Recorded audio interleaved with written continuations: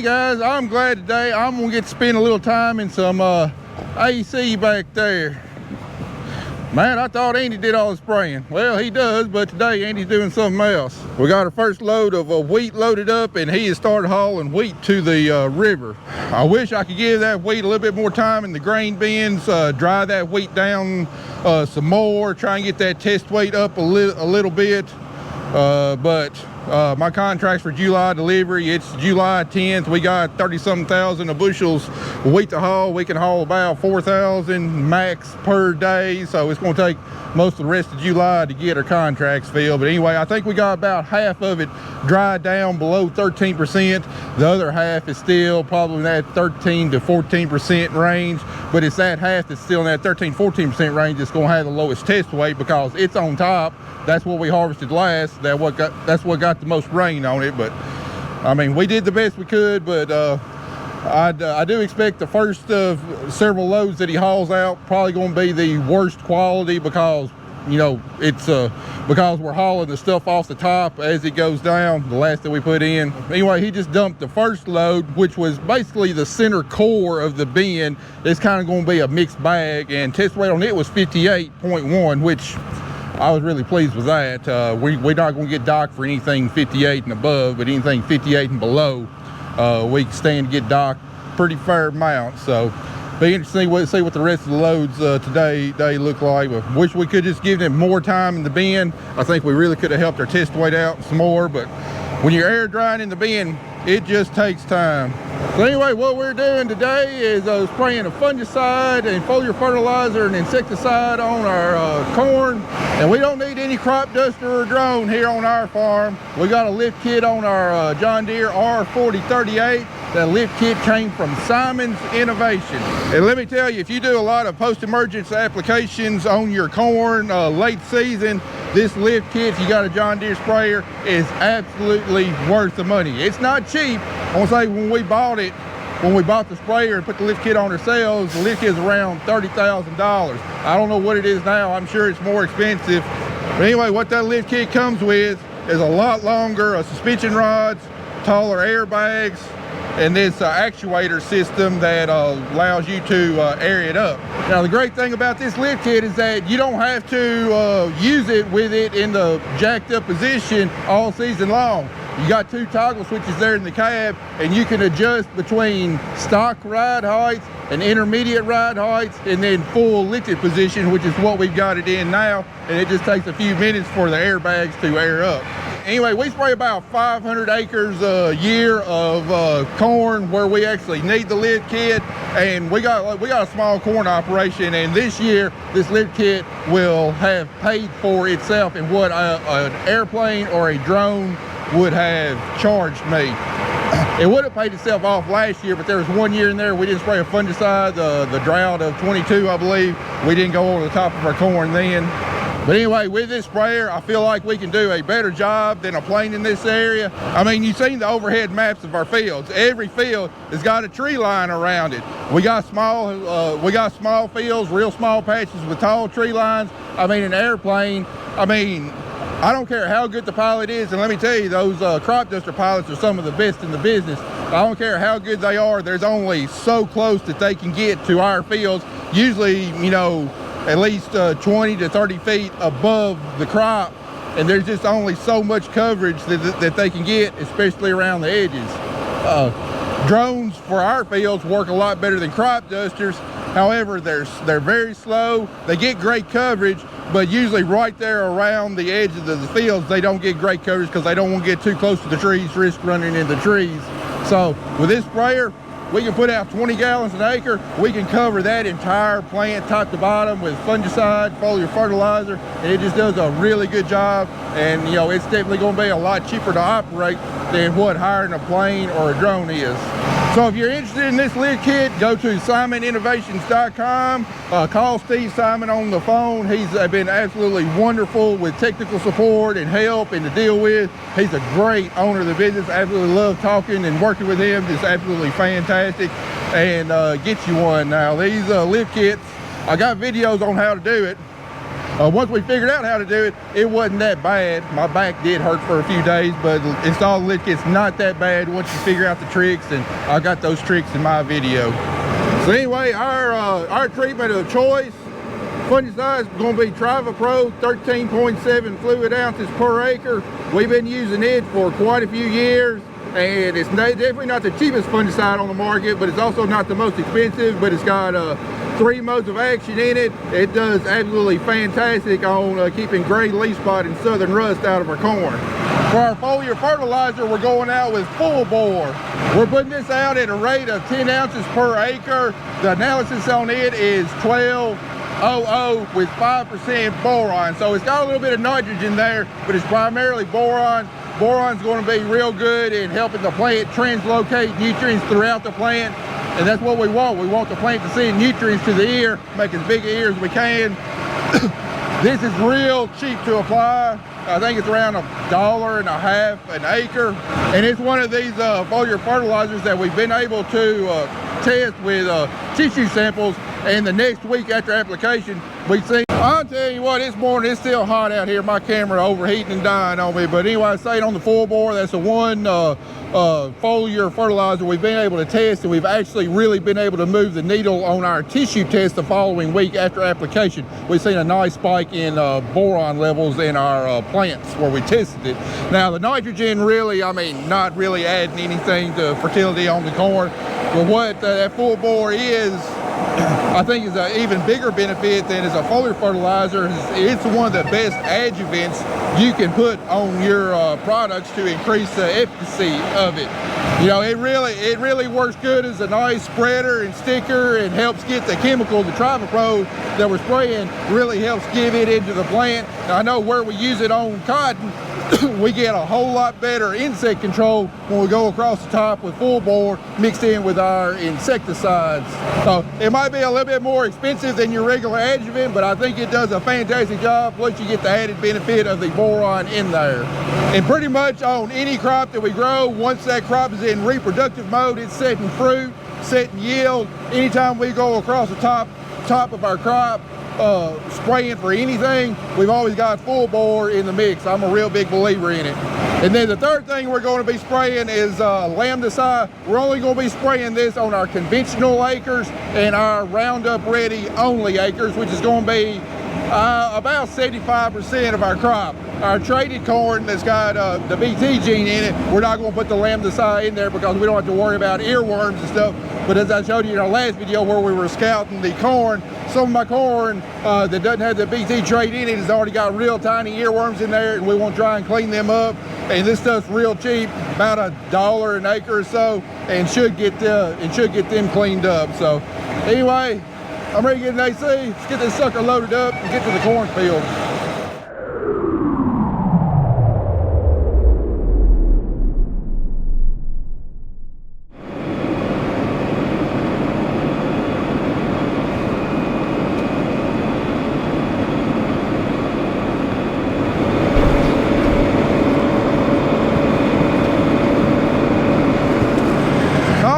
Give y'all a quick look of give you a visual example of exactly why we use our self-propelled sprayer to spray our corn rather than a drone or a plane. And we're out here in some of our Beck's conventional corn, good looking corn, probably about 9 feet tall or so if I had to guess. You can see with our lift kit, you know, the kind of clearance we got. Now we're not completely clearing the corn plant, but we're getting this axle stuff high up enough that it's just hitting the tops of the plants and bending it over slightly, but doing absolutely no damage. And then back when we put the lift kit on, I made these poly shields myself. I just got some sheets of plastic from Lundell Plastics and cut them to the right size, made this frame to bolt up, and then they bolt up on the front to our crop benders. And you can see they just gently guide the plant around the wheel motor, all of our lines and everything, to where we don't have the corn stalks rubbing on our lines and wearing out expensive hydraulic lines. But you can tell it does a really good job just bending them out the way. And then looking here on the back of the sprayer, you can see that corn just pops right on up. I mean, absolutely no damage to it, anything whatsoever. But I'm right here on the edge of where I spray, so I'm not going to walk out there. I don't want to get this Lambda all over me, but just to show you the kind of coverage that we're getting. Look right here on this bottom leaf right here. Look how shiny it is. I mean, it's glistening. We got coverage all the way down to the bottom of the plant there. As hot as it is, this stuff's drying pretty quickly.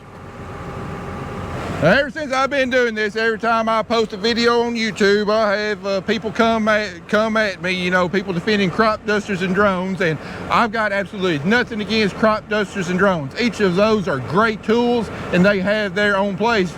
But just like your shop, you got a multitude of different tools. You have the wrong tool for the job, makes the job a whole lot harder and possibly less successful.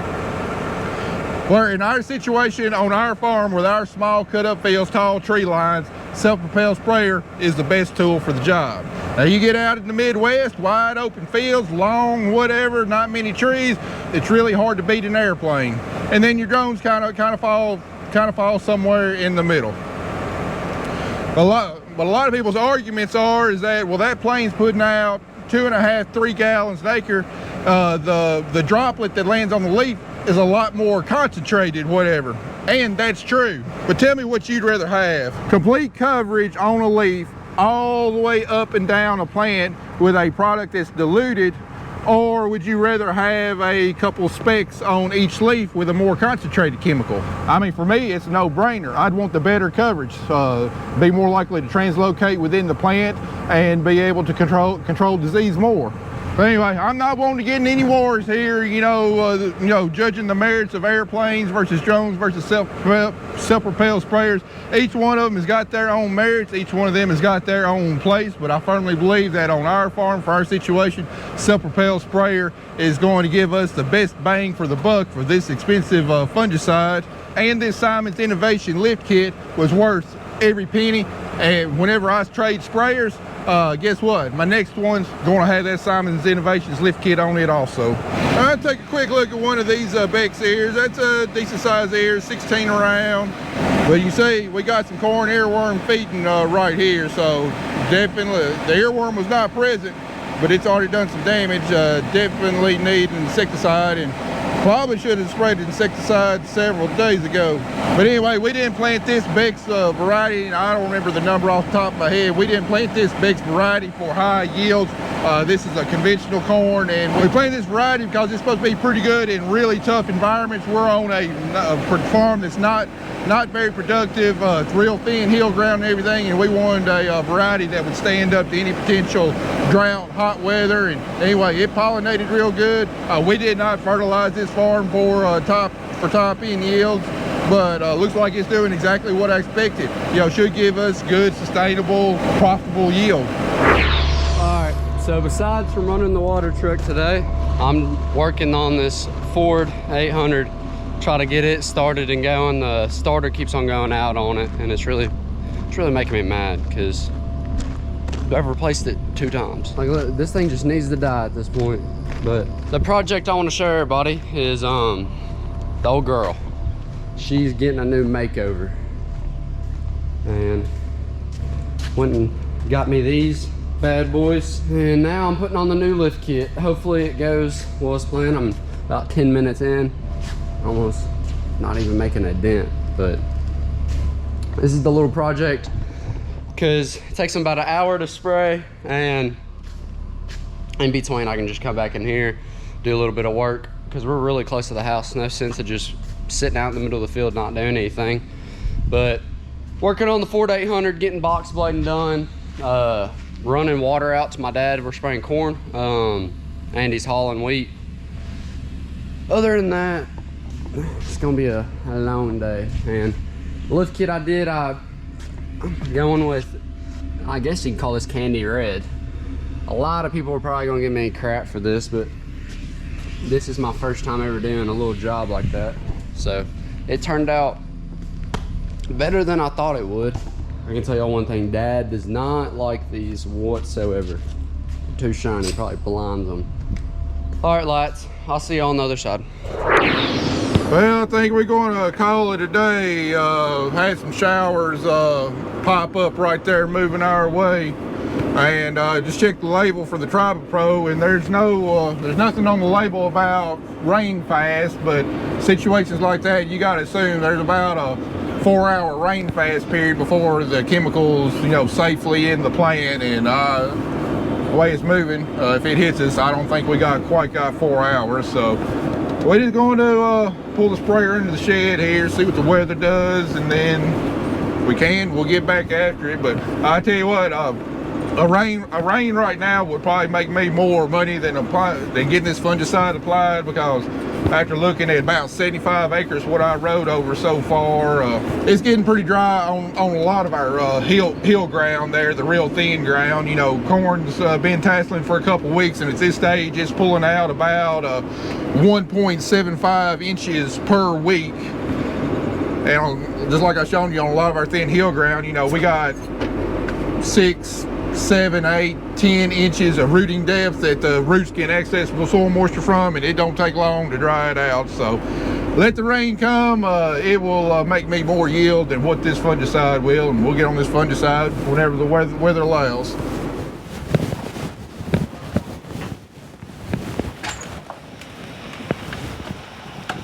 Yeah, for once this year I made the right call. Don't know how much we're gonna get out of this, but we have moisture. Looks like it's gonna be shop work the rest of the afternoon.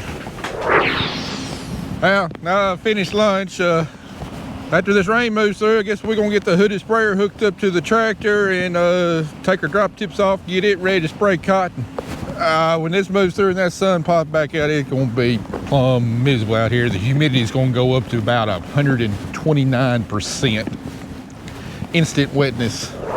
All right, you see behind me, got bright sun. That rain just, it's kind of become a story the last couple of weeks. Right when a good rain's about to get to us, it like dissolves or splits and goes around. So kind of got me worried about the rest of the summer. But you also see behind me, Andy's back. He's about to load up with his fourth load of the day. And surprisingly, test weights are holding up better than what I thought they would.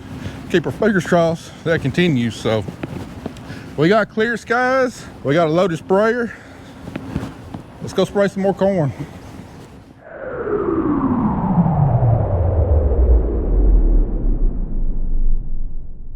All right, well, I've sprayed about 100 acres so far, seen a lot of it over the top, and our corn crop's not quite as good as what I was hoping. I think I know why, though.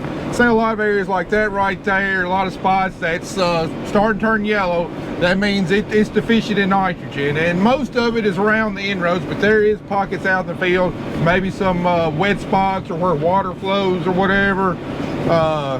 Different soil types where we got some corn yellowing up, and that means one thing: nitrogen deficiency. Now there's several reasons for that. Like I stated earlier, the 20 inches of rain that we got after planting, after fertilizing it, we've leached a lot of the nitrogen out. But also this 100 acres is the first 100 acres that I planted. If you remember back from planting, whenever we were putting down our first shot of nitrogen, right in front of the planter, we didn't have that urea treated with a nitrogen stabilizer, an NBPT inhibitor, because I was so confident we were going to get a rain on it. I was just trying to save that extra $5 an acre or so. Well, we didn't get that rain.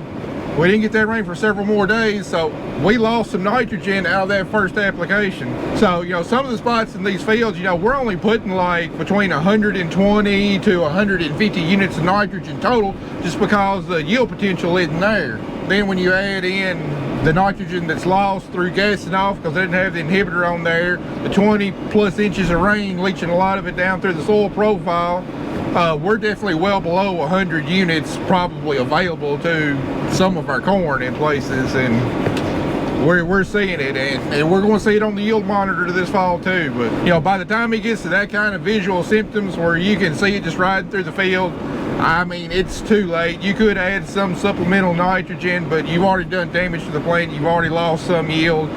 and all you would be doing is be protecting what remaining yield was there. And as cheap as corn is, as expensive as nitrogen is, and as expensive as it would cost me to apply it, I mean, there's just it's you know, it's a lose-lose situation regardless of which way you go.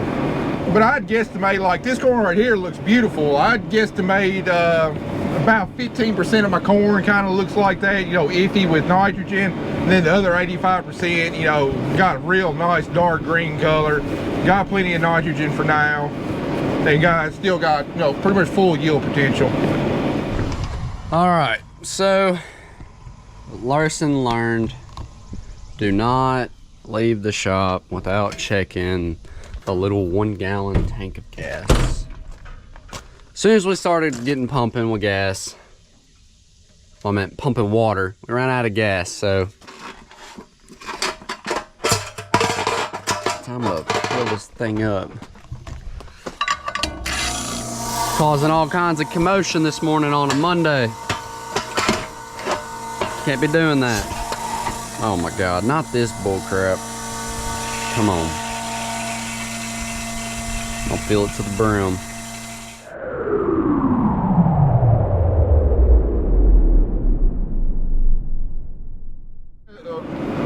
Well, we just filled up with a half of a load. Should be enough to get this farm done. I gotta tell you what, I'm a lot more pleased with the way this part of my corn crop looks. We got past that 100 acres that we spread urea on that wasn't treated with Agritane, and this corn, it looks beautiful. I mean, it's got a nice solid green color all the way through it. It's not hurting for nitrogen at all. And the only difference was, you know, we started treating our urea with Agritane, you know, on this load. So there's no doubt in my mind that first 100 acres we lost some nitrogen to the atmosphere because we didn't treat our nitrogen. But the only places we got yellow spots on this farm is when you get to a mud hole. That's the only place there's any yellow corn over here. Other than that, it just looks beautiful.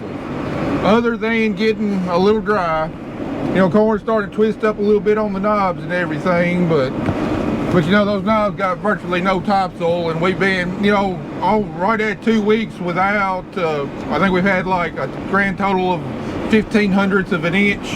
You get 1/1500ths of an inch in this corn, ain't very much of it reaching the ground to the roots.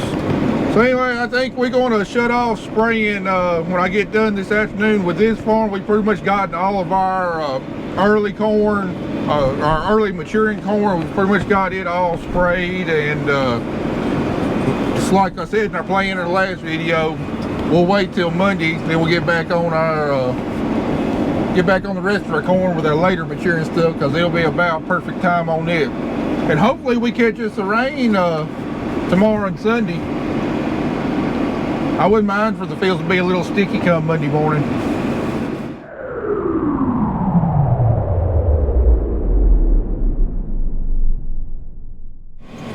Alright, we out here on Monday morning spraying some fine looking corn. Actually, this field got like an inch of rain yesterday. However, this field isn't where we needed the rain yesterday. We got a pretty good rain, anywhere from like a ½ inch to an inch on my farms up here in Madison County. But where I've got corn is some of my best ground, and it wasn't really hurting for moisture yet. Whereas all my ground in Crockett County, the vast majority of it is on thin hill ground, and that's where we needed it. And we got just enough rain to get the roads damp. I ain't complaining about this rain. I mean, it's actually muddy out here in places, because I mean, it's really going to, you know, help get this corn along. But man, where I really needed it, it's starting to get dry. But we do have some chances of rain for today, like a 50 to 60% chance of rain. Hopefully that at the house will get it. But I mean, it's like Mason Grove is Splitsville. Everything goes east, west, north, and south of it. We cannot buy rain there at the shop, and our corn is desperately needing it.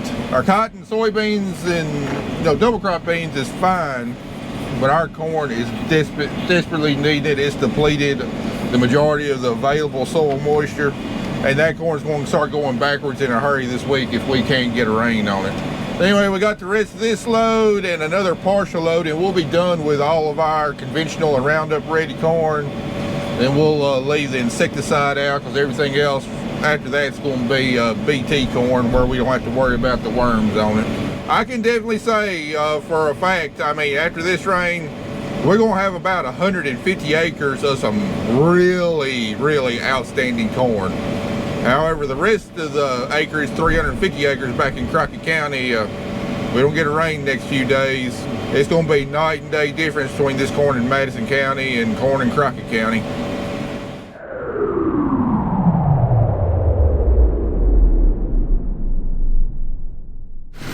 All right, we just made it back to Crockett County.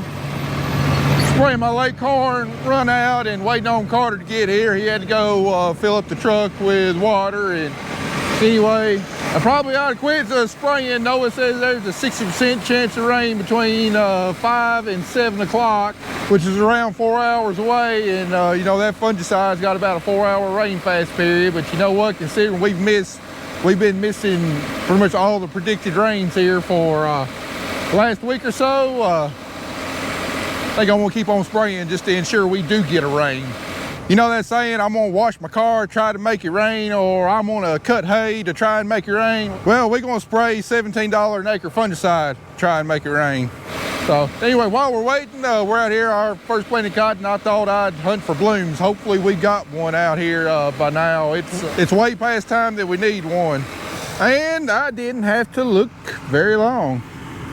Bam! Look at that, we got a white one. That just popped out this morning, but we got a pink one. That means that it came out yesterday. And today is July the 14th, so that means we had a bloom on July 13th. You know, normally in a normal year, I love to see them by July 4th. I mean, that means you got an early crop and it's doing good. I was really hoping this year I'd see one by July 10th, but it looks like we got our first bloom sometime probably July 11th, 12th, maybe 13th. There might be a few older blooms out here, so that's good. This field's still got plenty of time to, you know, make 100% yield potential. And there's another one right there. So my earliest planted cotton has already started blooming. Hopefully the rest of my original planted cotton is right there at blooming. My replant, I don't know how far behind it is, but I guarantee it's gonna be behind at least a week. Hopefully we'll see a bloom on it by 20th, 22nd, which is not gonna leave it a lot of time to set a crop before we get to that. Usually around August 15th cutoff date. August 15th is normally what's considered the last effective bloom date here in West Tennessee. And what that means is that in an average year, there's not going to be enough growing season after that August 15th for any squares that bloom to actually mature into a harvestable bowl. So that means, you know, my replanted cotton might only have about 3.5, at the absolute max, 4 weeks to bloom as much as it can and set as many squares. Anything after that, just not going to be enough growing season to make it. So we're going to have to monitor that real closely. But hey, for this 60 acres right here, we got a little over 500 acres of cotton, but for this 60 acres, I'm going to be pretty happy with it.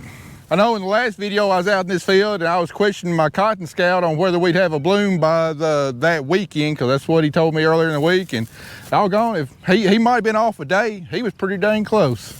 He was a lot closer than what I was.